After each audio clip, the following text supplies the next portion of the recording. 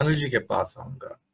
ये इस खबर करीब मेरे पास भी 10:30-11 बजे आनी शुरू हो गई थी कि रेसलिंग फेडरेशन ऑफ इंडिया को सस्पेंड कर दिया गया है, और खास तौर से बजरंग पूनिया के द्वारा पद्मश्री को प्रधानमंत्री घर के सामने फुटपाथ पे रख कर आना और साक्षी का इस ढंग से कुश्ती छोड़ना, और एक और हमारे खिलाड़ी जो कि शायद डिसेबल्ड हैं, उनके द्वारा, शायद वीरेंद्र नाम है, योगेंद्र कुछ ऐसा ही नाम है उनका, उनके द्वारा ये घोषणा किया जाना कि मैं भी अपना पद्मश्री वापस करने जा रहा हूं, और ये सारे जाट कम्युनिटी के लोग हैं।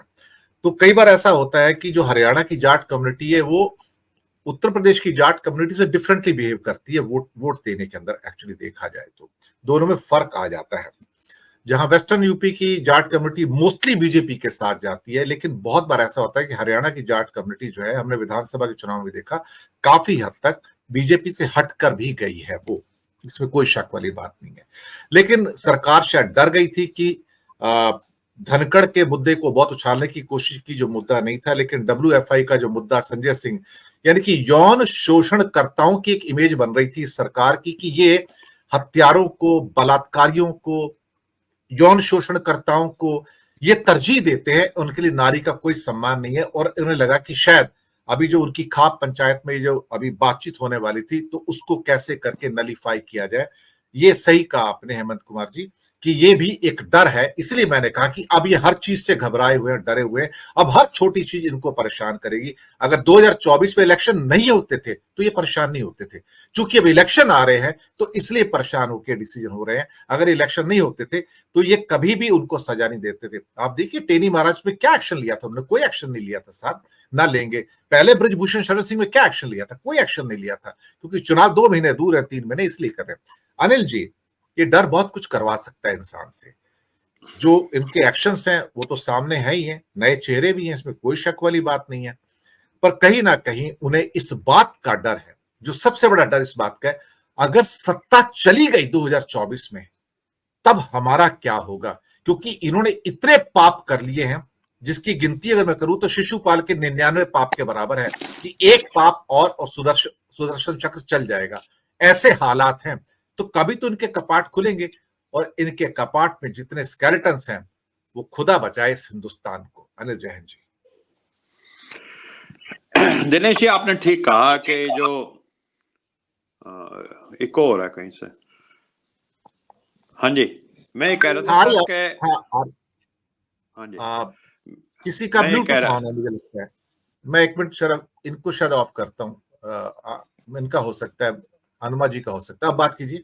हाँ जी। हाँ जी, तो ये जो आपने बताया कि ये जो पहलवानों वाला जो मामला था वो बहुत तूल पकड़ रहा था, उसमें सिर्फ पहलवानों की बात नहीं थी, बेटियों की बात थी, और उन बेटियों की बात थी जिन्होंने हमारे देश का नाम रोशन किया, ओलंपिक के मेडल जीते। और ये सिर्फ जाट की बात भी नहीं कह सकते आप। और आपने ये जो दूसरे पहलवान का नाम लिया जो वीरेंद्र सिंह, वो हरियाणा का यादव है, वो जाट नहीं है, वो यादव है, और उसने डेफ ओलंपिक में गोल्ड मेडल जीत रखा है। और वो भी मतलब अपनी बहनों के साथ उसने भी कहा मैं भी अपना पद्म भूषण अवार्डी है, तो पद्म भूषण वापस करने की उसने भी बात कही है। गूंगा पहलवान के नाम से ज्यादा जाना जाता है वो, क्योंकि ही कैनॉट स्पीक बेसिकली। तो ये एक पूरा का पूरा मुहिम, जिसको आप सिर्फ ये नहीं कह सकते कि ये जाटों का आंदोलन था, ये पूरे देश में कहीं ना कहीं उन सभी लोगों को जो चाहते हैं हमारे देश में हमारी बहनों की, माताओं की, हमारी बेटियों की इज्जत बनी रहे, उनको कहीं ना कहीं कचोट रहा था, चाहे वो तमिलनाडु का रहने वाला ही व्यक्ति क्यों ना हो। और धनखड़ साहब का जो इन्होंने मामला चलाया था कि एक जाट का अपमान कर दिया, वीडियो बना दी टाइप की बात, वो जैसे ही ये मामला आया उसको तो टाई टाई फेस हो गया, वो मामला ही खत्म हो गया। तो बहुत बड़ा डैमेज जिसको कहते हैं, आपने ठीक कहा। और मैं समझता हूँ किसान आंदोलनों से वो तो काफी लंबा समय चला था, उसके बाद उनको कानून वापस लेने पड़े, और ये इन्होंने एकदम समझ लिया कि ये एक आंदोलन बहुत बड़ा आंदोलन होने वाला है जो बेटी बचाओ वाला था। और क्योंकि आपने सही कहा कि चुनावों वाला वर्ष है ये, 2-4 महीने में वोट डालने हैं, तो इन्होंने इसमें एकदम स्टेप लेते हुए उस फेडरेशन को सस्पेंड किया है। फिलहाल डिसमिस तो नहीं किया, टर्मिनेट तो नहीं किया, सस्पेंड कर दिया। लेकिन अब ये है, जो आपने दूसरी बात कही वो बहुत जरूरी है, कि मोदी जी ये संदेश देना चाहते हैं कि भाई एक तो वो सर्वशक्तिमान है, वो उनको कोई चुनाव में हरा नहीं सकता, अजय हैं, और उनमें इतनी ताकत है कि वो पहली बार जो विधायक चुन के आता है विधानसभा में, जिसको कोई अनुभव नहीं है विधानसभा का भी, प्रशासन का अनुभव होना तो एक अलग चीज है। पहले एक जिसको कहते थे कि एक स्टेप बाय स्टेप ग्रूम किया जाता था लीडर्स को, कि पहले वो विधायक बनते थे, उसके बाद वो कभी मंत्री बनते थे दूसरी या तीसरी टर्म में, फिर उनको जब एडमिनिस्ट्रेशन चलाने का अनुभव हो जाता था तो उसके बाद कहीं उनको मुख्यमंत्री के लिए कंसीडर किया जाता था। तो अब तो ये है कि सीधा आप आज पहली बार सिपाही बने और आपको सीधा पुलिस कमिश्नर बना दिया जाएगा। आपकी भर्ती तो आज ही हुई है सिपाही के रूप में, लेकिन आपको पुलिस कमिश्नर बना दिया जाएगा। इससे क्या साबित होता है? इससे साबित होता है कि मोदी जी में बहुत ताकत है, वो जर्रे को आफताब बना सकते हैं, जैसे खुदा की ताकत होती है, भगवान की ताकत होती है, सर्वशक्तिमान है। तो कहते हैं ना कि जब खुदा मेहरबान तो गधा पहलवान। तो आपने देखा कि किस तरह के जो बिल्कुल नॉन एंटिटी लोग थे वो मुख्यमंत्री बना दिए गए। तो अब एक संदेश पूरे देश में दे दिया गया है, और अगर आप जनता के बीच में जाओ, सुबह मॉर्निंग वॉक पे जाओ, तो ये जो ब्लिट्सक्रीग है, जिसको ब्लिट्सक्रीग ही कहूंगा मैं, क्योंकि हिटलर जब सेकेंड वर्ल्ड वॉर में हमला करता था तो उससे पहले हमले ऐसे होते थे कि भी 2000-5000 सैनिक आ गए। वो जब हमला करता था उसमें एकदम 25,000 सैनिकों का हमला होता था, 500 हवाई जहाज आ जाते थे ऊपर से, उधर से टैंक आ जाते थे, उसको ब्लिट्सक्रीग बोलते थे। वो उसके सामने कोई ठहर ही नहीं पाता था। तो मोदी जी का इस समय ब्लिट्सक्रीग चल रहा है। उससे क्या होता है, आप सामने वाला आदमी हक्का बक्का रह जाता है। और आजकल लोग जो मोदी जी का विरोध भी करते थे, पसंद भी नहीं करते थे, वो सुबह की मॉर्निंग वॉक में कहने लगे, अरे भाई कुछ भी हो, मोदी को हराना बड़ा मुश्किल है। तो विपक्षियों का एक तरह से जो विरोधी थे उनका एक तरह से हौसला तोड़ने वाली बात है इसके पीछे मंशा। लेकिन दिनेश जी ऐसा है नहीं, ये ज्यादा दिनों तक चलने वाली चीज है नहीं, क्योंकि आंकड़े सामने आ रहे हैं पिछले चुनावों के भी, विधानसभा के, धीरे धीरे।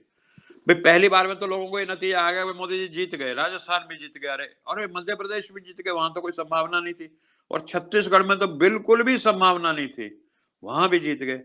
लेकिन अब आंकड़े जैसे राजस्थान के निकल के आए हैं, तो पिछली बार लोकसभा की तमाम सीटें जो थी बीजेपी ने जीती थी, 25 में से 25।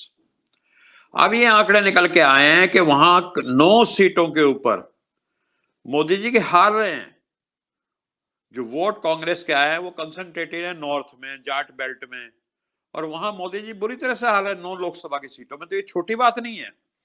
फिर कांग्रेस जो है, जो भारतीय आदिवासी पार्टी है राजस्थान की, और हनुमान बेनीवाल साहब है, इनके साथ अगर समझौता करके लड़ेगी तो परिणाम और भी कहीं बेहतर निकलेंगे। कांग्रेस की भी सीटें बढ़ेंगी, और कहीं ना कहीं ये जो भारतीय आदिवासी पार्टी है और हनुमान बेनीवाल तो पिछली बार भी अपना चुनाव निकाल के आए थे, तो इनकी सीटें भी बढ़ेंगी। तो स्थिति असल में ऐसी है नहीं, अंदर ही अंदर, अगर आपने जैसे कहा ना अपने शुरू के उसमें प्रस्तावना में, कि वाकई ही मोदी जी घबराए हुए हैं कि अरे राजस्थान में जहां पिछली बार 25 में से 25 आई थी, वहां इतनी बुरी स्थिति है। मध्य प्रदेश में भी मैं आपको बता दूं कि अगर गोंदवाना पार्टी जो है, अनुभा जी ज्यादा जानती होंगी, लेकिन इस इंडिया गठबंधन में तो तमाम पार्टियां मिलकर लड़नी है। तो जब समाजवादी पार्टी, गोंडवाना पार्टी, ये सब मिलकर लड़ेंगे तो मध्य प्रदेश में भी सीटें बढ़ने वाली।